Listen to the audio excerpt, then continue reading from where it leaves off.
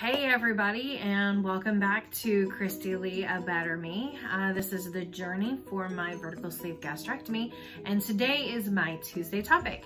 And today we are talking about intermittent fasting, so here we go.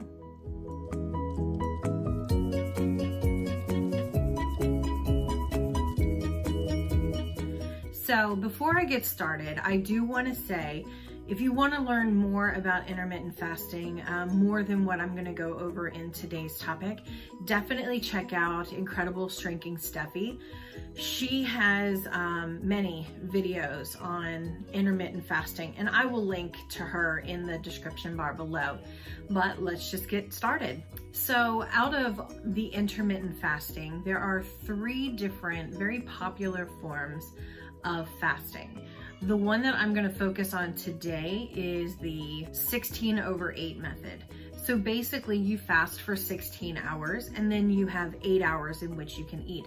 So that could be 12 to 8 p.m., 1 to 9 p.m., something like that. But in those 8 hours, those are the hours that you are able to eat your food.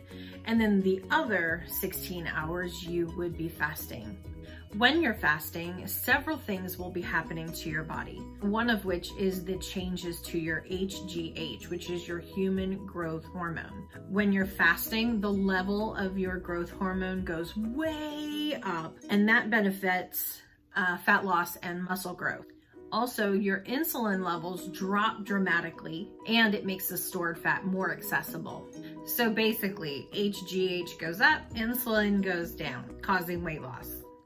So the most common reason for intermittent fasting is obviously weight loss. Now, if you binge during the hours that you're eating, obviously you're going to counteract those effects. So not only reducing the amount of time that you're eating in a day, but keeping those calories within the suggested caloric intake would be the most beneficial.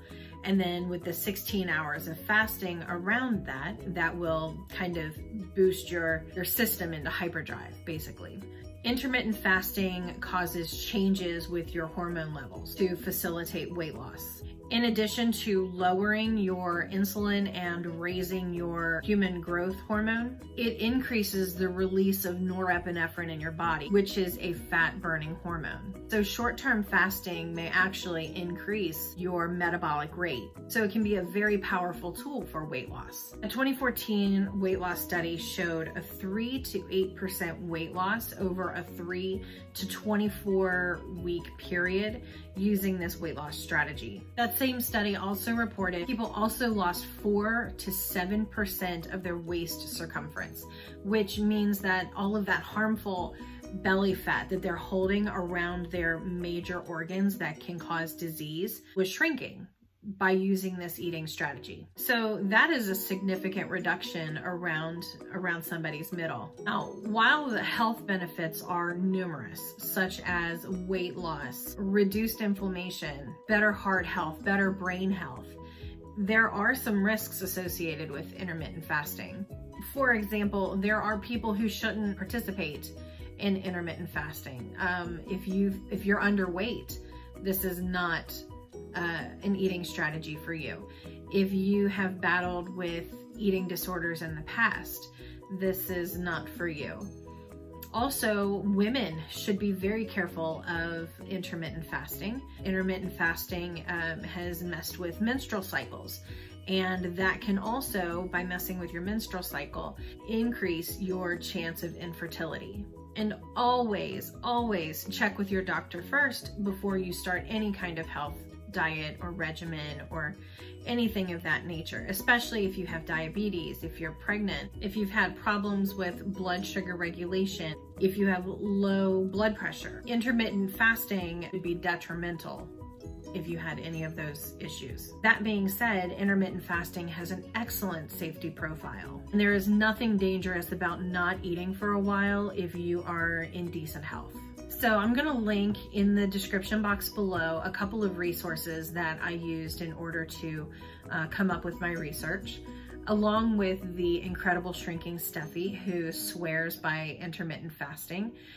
She also has a video about egg fast, I think after looking at the list of people who should not participate in fasting, I believe I fall into those categories due to my thyroid condition and my blood sugar.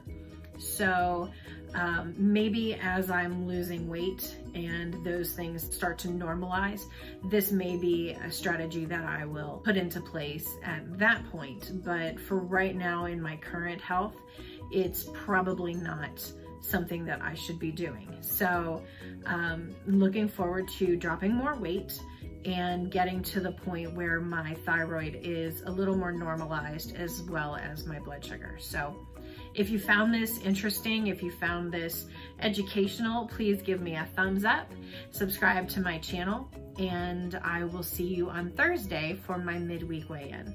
I will talk to you soon. Bye.